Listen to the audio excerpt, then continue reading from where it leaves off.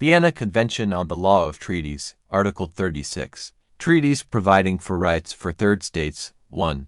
A right arises for a third state from a provision of a treaty if the parties to the treaty intend the provision to accord that right either to the third state, or to a group of states to which it belongs, or to all states, and the third state assents thereto. Its assent shall be presumed so long as the contrary is not indicated, unless the treaty otherwise provides. 2.